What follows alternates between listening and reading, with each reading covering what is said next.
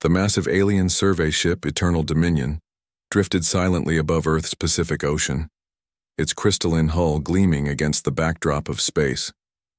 Commander Vexthar adjusted his forearms across the control matrix, his scaled hide rippling with boredom. Another primitive world to catalog. Another day of tedious measurements and resource assessments. Same as always, muttered his second-in-command, a slug-like creature whose eye stalks drooped with exhaustion. Barely evolved mammals playing with chemical rockets. Their most advanced vessel couldn't survive a single plasma bolt from our smallest escort. Vexthar's mandibles clicked in agreement. Earth had been classified as a Class 7 civilization for decades. Interesting enough for basic trade agreements, but hardly worth the Galactic Council's serious attention. The humans sold primitive art and simple foods to alien tourists while buying basic medical supplies and energy cells in return. A perfectly predictable arrangement. The survey beam lanced downward, penetrating Earth's atmosphere and diving deep into the ocean. Standard procedure called for mapping mineral deposits, checking for banned weapons, and updating the galactic database. Vexthar expected to find the usual mix of crude submarines, underwater mining equipment, and scattered debris from humanity's clumsy space program. The first anomaly appeared 3 kilometers beneath the surface. "Commander," called the sensor. "Operator," a multi-tentacled being whose voice buzzed through the ship's translation matrix. "I'm detecting unusual metallic concentrations near the ocean floor." Vexthar's primary eyes focused on the holographic display. Scattered across the deep ocean trenches were massive geometric shapes, far too regular to be natural formations. His secondary brain began calculating dimensions while his tactical processors automatically assessed threat levels. Probably ancient wreckage, he decided. Their species loves to dump garbage in the water, increase resolution and catalog whatever's down there. The enhanced scan penetrated deeper, revealing details that made Vexthar's blood run cold. The metallic signatures weren't random debris. They were organized in perfect formations, geometric patterns that could only mean one thing. Ships. Thousands upon thousands of ships. "This can't be right," whispered the sensor operator. "The power readings. Commander, some of these vessels are larger than our dreadnoughts." Vexthar's combat experience kicked in immediately. His species had conquered 17 star systems through superior technology and ruthless tactics. He knew the signature of dormant warships when he saw it, and these readings were unlike anything in the galactic databases. "Full deep scan protocol," he barked. "I want structural analysis, power signatures, and weapon configurations. Now." The results arrived within minutes, and they defied everything Vexthar thought he knew about human civilization. The ocean floors were carpeted with warships built using materials that shouldn't exist. Hulls composed of quantum-bonded alloys that made hegemony armor look like paper. Weapon ports designed for energy systems that registered beyond the scale of their sensors. "Sir?" The tactical officer's voice cracked with disbelief. "Initial count shows approximately 1 million vessels. Each one appears to be functional." The bridge fell silent except for the hum of ship systems. Vexthar's 4 hearts began beating in an irregular pattern that his species associated with mortal terror. 1 million warships, hidden beneath an ocean that alien civilizations had dismissed as harmless, built by a species that claimed they were still learning how to travel between planets. "Send an immediate priority burst to the Galactic Council," Vexthar commanded. "Classification. Level existential threat. The humans have been lying to us." His claws clicked frantically across the communication array as he composed the most important message of his career. Every word would be scrutinized by the Council's war planners and threat assessment specialists. Every detail could mean the difference between galactic peace and total annihilation. The transmission shot across space at faster than light speed, carrying news that would shatter the established order. Within hours, emergency sessions convened on dozens of worlds. The great powers of the galaxy, the hegemony, the Crystalline Confederation, the Hive Mind Collective, all received the same impossible data. Humanity had built a fleet that could conquer the known galaxy. On distant worlds, alien generals stared at tactical displays showing Earth's hidden arsenal. Weapons analysts worked desperately to understand technology that seemed generations ahead of anything they possessed. Politicians who had dismissed humans as useful pets now faced the terrifying possibility that they had been harboring the galaxy's apex predator. The panic spread like wildfire through hyperspace communication networks. Trade routes were suspended. Military fleets scrambled to defensive positions. Ancient enemies began forming hasty alliances against the new threat that had been hiding beneath Earth's innocent blue oceans. Vexthar remained in orbit above Earth, his ship's sensors locked onto the massive fleet below. Every few hours, his instruments detected subtle energy fluctuations from the depths, signs that the sleeping giants were beginning to stir. Whatever the humans had planned, their secret was finally out. The galaxy would never be the same. The emergency meeting room beneath the Pentagon buzzed with nervous energy as world leaders connected via holographic displays. President Martinez rubbed her temples while watching seismic readings from across the globe. The numbers were impossible. Massive structures moving beneath every major ocean, generating tremors that registered on instruments thousands of miles away. The aliens know, announced Director Chen of the Global Defense Initiative, his weathered face grim on the main screen. Our deep space monitoring stations are picking up emergency transmissions across 17 different star systems.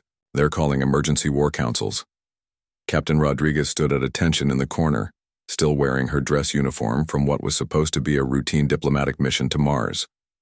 3 days ago, she had been humanity's shining example of peaceful space exploration. Now she was about to learn that everything she thought she knew about her own species was a carefully constructed lie. Captain, what I'm about to show you is classified beyond anything you've ever imagined, Director, Chen continued. Project Leviathan has been operational for over 200 years. It began the moment our radio telescopes detected the first alien transmission in 1847. The room's holographic projectors activated, showing archived footage that made Rodriguez's breath catch in her throat. Deep beneath the Mariana Trench, massive, construction bays stretched for kilometers in every direction. Automated robots the size of city blocks moved through the darkness, assembling hull sections using technology that seemed to bend reality itself. We knew this day would come, Chen explained as the footage shifted to show completed vessels resting in underwater caverns. The moment we learned we weren't alone, our greatest minds began planning for humanity's survival. These ships weren't built for conquest, they were built because we knew that someday we might need to defend ourselves.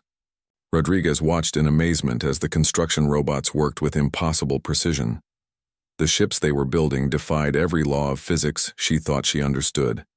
Hulls that seemed to shimmer between dimensions, weapon systems that created miniature stars, engines that folded space-time like origami.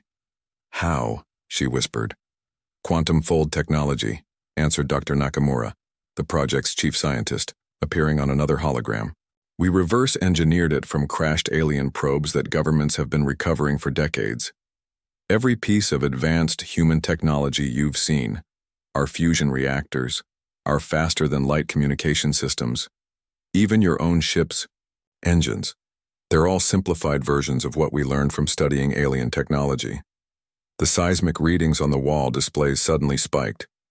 Across the Pacific, Atlantic, and Indian Oceans, massive energy signatures were beginning to rise from the depths. Rodriguez felt the building shake slightly as something enormous stirred beneath the ocean floor thousands of miles away. They're waking up, Chen said simply.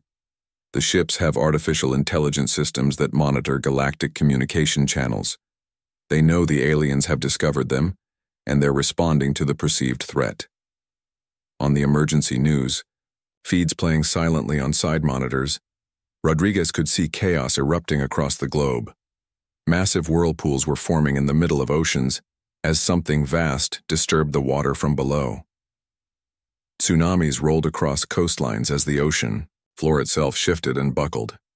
The first ship breached the surface of the Pacific near the Mariana Trench, and Rodriguez understood why the aliens were terrified. The vessel was over 3 kilometers long, its hull crackling with energy fields that made the air itself glow. Water cascaded off its surface in impossible patterns, defying gravity as the ship's quantum fields manipulated local spacetime. My God, Rodriguez breathed as more ships began rising from oceans around the world. Each one was unique, some bristling with weapon systems that looked like crystallized lightning, others smooth and organic-looking as if they had been grown rather than built. All of them radiated power that made her ship's nuclear reactors seem like candles compared to suns. The alien monitoring stations in orbit around Earth immediately began broadcasting panic signals across the galaxy. Their sensors, designed to detect the most advanced weapons known to galactic civilization, were overloading as they tried to analyze technology that operated on principles beyond their understanding. The hegemony fleet is requesting immediate reinforcements, reported a communications technician. They're detecting weapon signatures that don't match anything in their databases. Some of these ships are reading as small artificial suns. Rodriguez watched the tactical displays showing alien vessels throughout the solar system, taking defensive positions. Ships that had seemed impossibly advanced just days ago now looked primitive compared to what was rising from Earth's oceans. The aliens who had treated humanity like curious pets were now scrambling to protect themselves from what they had awakened. "Captain," Director Chen's voice cut through her amazement. "Your new orders are simple. The galaxy now knows what we're capable of. Your job is to make sure they understand we're not their enemies unless they make us into one." As more ships continued rising from the depths, their hulls singing with energy that made the aurora borealis dance across every sky on Earth, Rodriguez realized that humanity's age of hiding was over. The galaxy would never look at Earth the same way again. The sealed vault beneath Geneva opened with a hiss of ancient air as Director Chen led Captain Rodriguez through corridors that officially didn't exist. The walls were lined with artifacts that made her mind reel. Fragments of alien hull plating, crystalline devices that hummed with unknown energy, and weapons that seemed to bend light around themselves. It started in 1847, Chen began, stopping before a massive viewing window that looked into a laboratory filled with impossible technology. A craft crashed in the Siberian wilderness.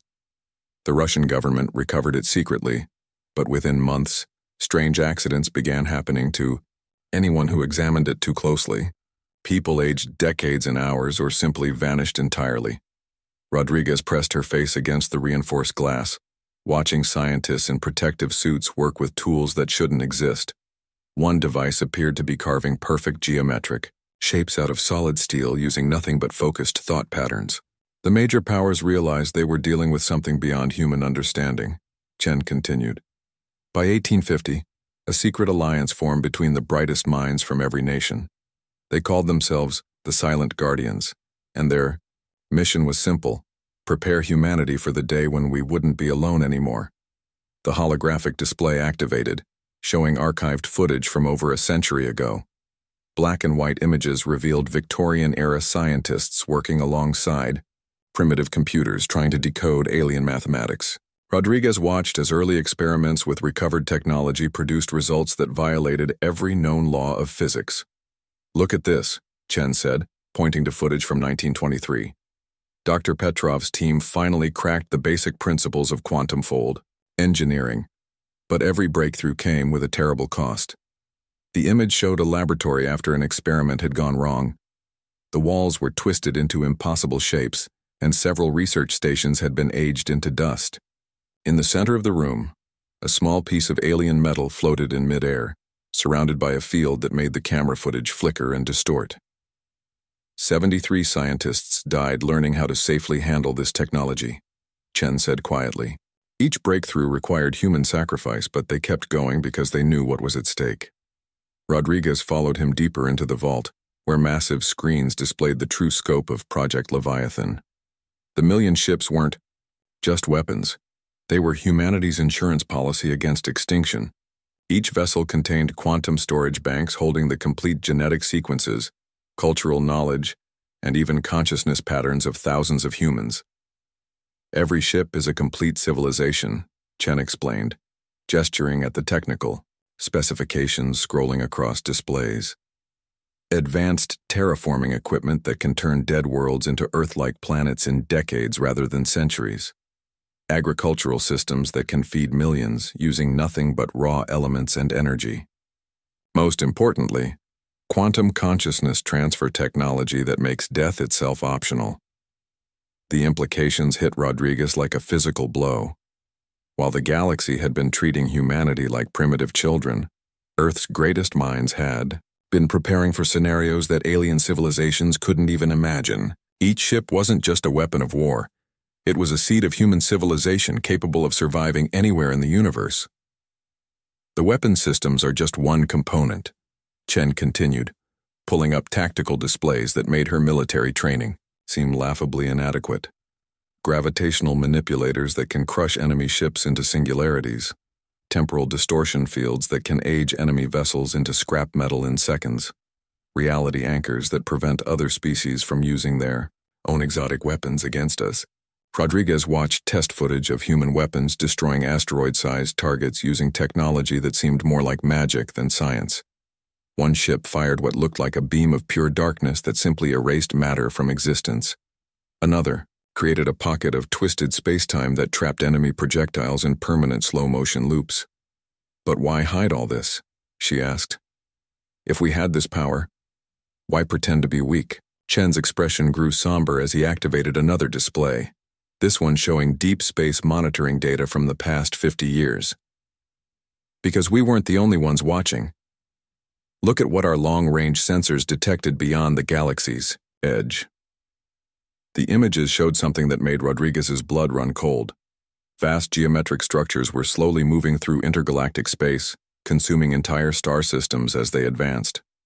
Whatever these entities were, they had already devoured dozens of galaxies, leaving nothing but empty void in their wake. We call them the Devourers, Chen said. They've been working their way through the universe for millions of years, consuming everything in their path.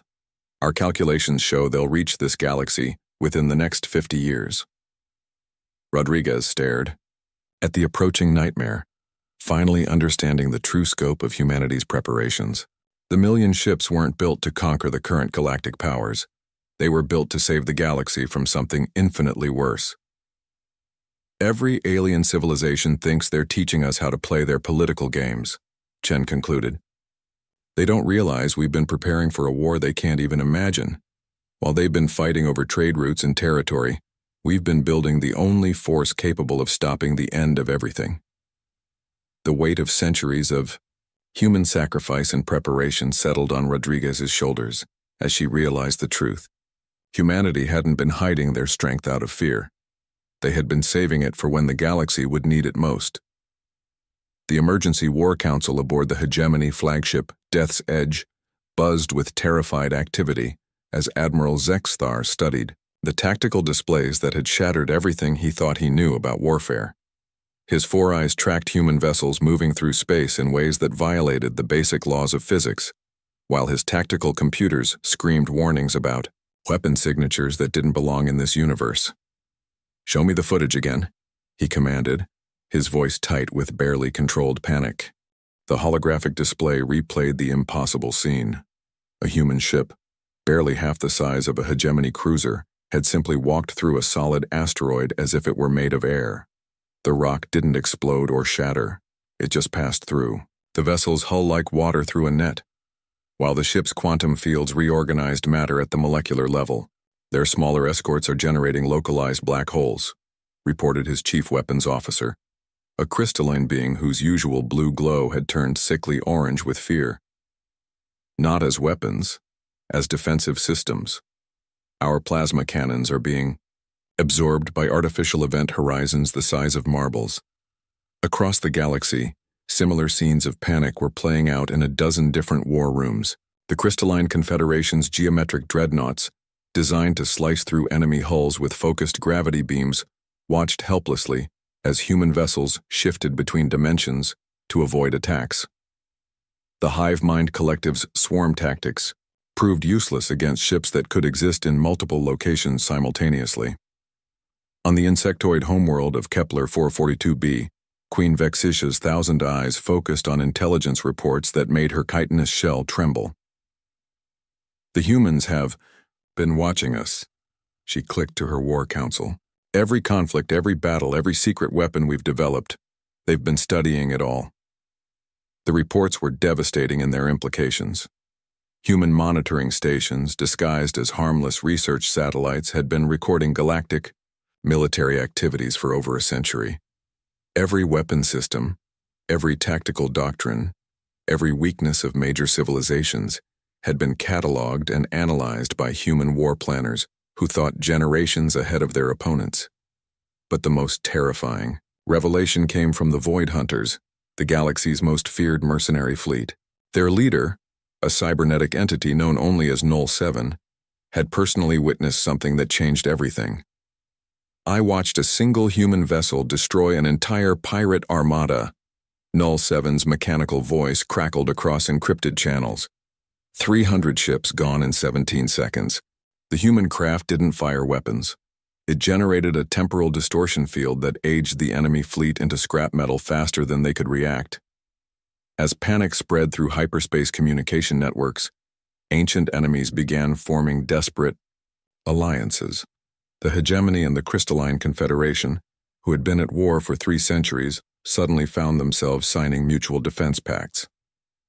The Hive Mind Collective opened emergency diplomatic channels with civilizations they had previously marked for consumption. Yet as the great powers of the galaxy prepared for humanity's inevitable conquest, something unexpected happened. Instead of war fleets massing near Earth, human vessels began appearing at the most unlikely locations, not as invaders, but as protectors. The first sign came at the embattled world of Rixa 7, where the native population had been fighting a losing war against biomechanical parasites for decades. Without warning, a human ship materialized in orbit, its hull crackling with energy that made local sensors overload. Within hours, the parasite infection was gone. Not destroyed, but somehow convinced to peacefully relocate to uninhabited worlds where they could thrive without harming anyone. Similar interventions occurred across the galaxy. Human vessels appeared at the borders of weak civilizations facing extinction, creating protective barriers that turned away aggressive neighbors. Ancient diseases that had plagued entire species for millennia were suddenly cured by human medical technology that operated on principles beyond galactic understanding. Captain Rodriguez found herself at the center of humanity's most audacious, diplomatic move. Her ship, now upgraded with technology that made it virtually invincible, arrived at the neutral station of Babylon 5, where representatives from 50 different species had gathered for emergency negotiations. "We know you're afraid," Rodriguez announced to the assembled aliens, her words transmitted across the galaxy in real time. "You think we've been planning to conquer you, but you're wrong. We've been planning to save you." The holographic displays around the station activated, showing images that stunned the galactic community. Deep space monitoring stations revealed massive structures approaching from beyond the galaxy's edge, geometric nightmares that consumed entire star systems as they advanced through intergalactic space.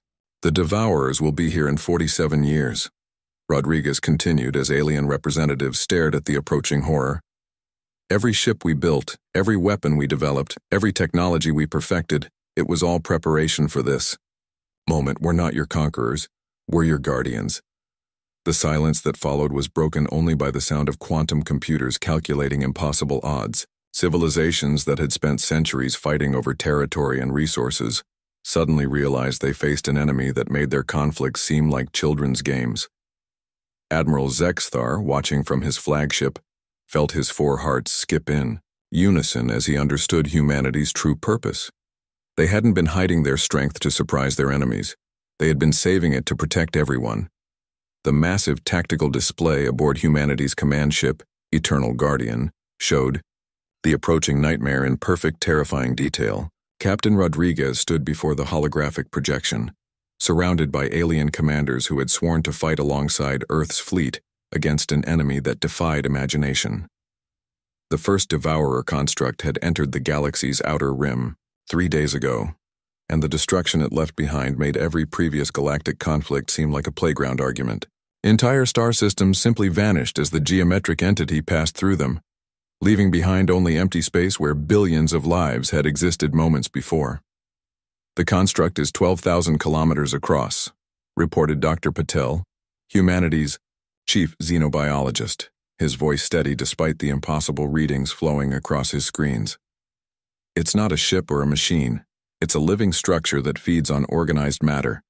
Every planet, every star, every trace of civilization it encounters gets converted into more of itself. Admiral Zexthar of the former Hegemony fleet clicked his mandibles nervously as he watched the tactical analysis. His species had conquered 17 star systems through superior firepower, but their most powerful weapons had proven completely useless against the Devourer's hull. Plasma cannons, gravity bombs, even antimatter warheads had simply been absorbed and converted into more of the entity's crystalline mass. "How do we fight something like that?" whispered Queen Vexisha of the Hive Mind Collective, her 1,000 eyes reflecting the display's ominous glow.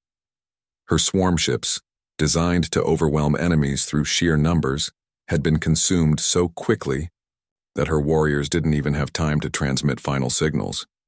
Rodriguez activated another section of the display, revealing humanity's response plan.